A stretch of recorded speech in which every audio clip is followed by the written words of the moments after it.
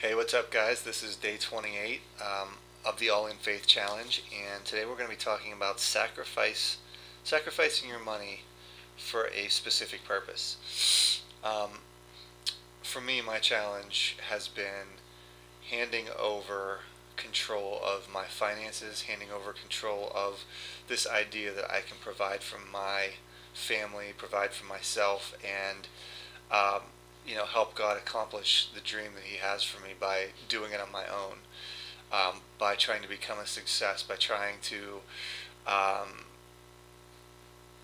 do the things that only God can do in my financial and provisional life. Money has always been a struggle for me. Dealing with it, having it, it's always been something that I've never been really good at. And, you know, I know that God has big dreams for me.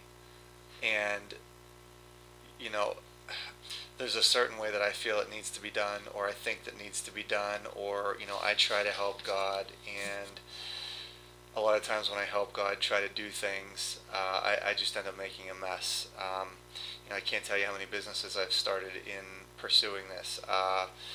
And this whole challenge for me has been about just really turning over control and letting God heal me and do only the things that He can do in that part of my life, redefining what success means to me.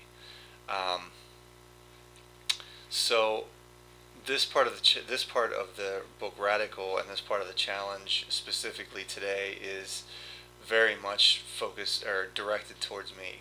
I really feel like I'm talking to myself here.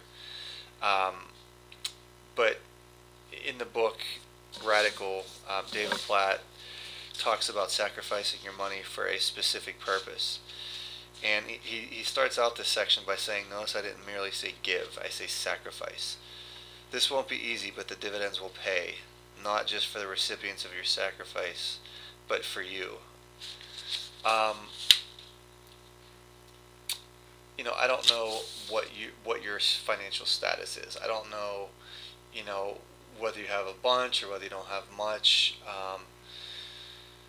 I tend to fall into the latter category, and so a big part of this for me was tithing. Tithing is something that I've been very casual about, and it's not something I've done very regularly, at least not recently. And so for me, tithing has been a big part of this challenge. Um, but we all have a lot. It says in the book here, if you make $50,000 a year, you make more than 99% of the world. Well, think about that. If you make $50,000 a year, you make more than 99% of the world makes. Alexis and I were at Olive Garden on Saturday.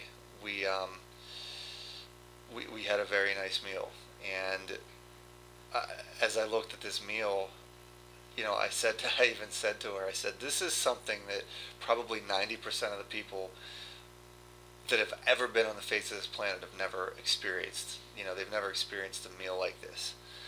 We have so much.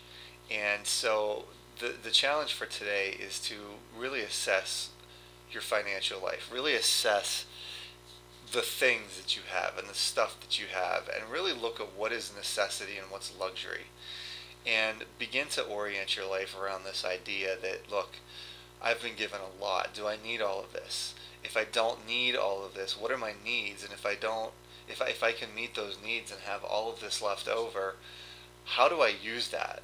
How do I use that in my church? How do I use that in the world around me? And really begin to orient our lives around that idea, because God gives us things not to hoard, but to turn around and let flow back into the world around us. I would really encourage you, if you have not read today's, uh, it starts on page 193 of Radical. It's sacrifice your money for a specific purpose. If you have not read this, you need to read this, especially if you live here in the United States and you have a lot. You might not think you have a lot. You might, you might feel like you're just barely making it. But I would really challenge you to look at what you actually have and what you actually need. Um, and decide if you're living in abundance or not. And if you are, how do you turn that abundance into a sacrifice? Um, because we don't need everything that we have, and we're very casual about what we do have. So this is a very challenging thing for today. So take a look at what you've got. See what's necessity and what's luxury, and write it all down and figure out what you can live without. Figure out how you're going to give back and how abundance is going to flow out of you into a world that desperately needs to see it.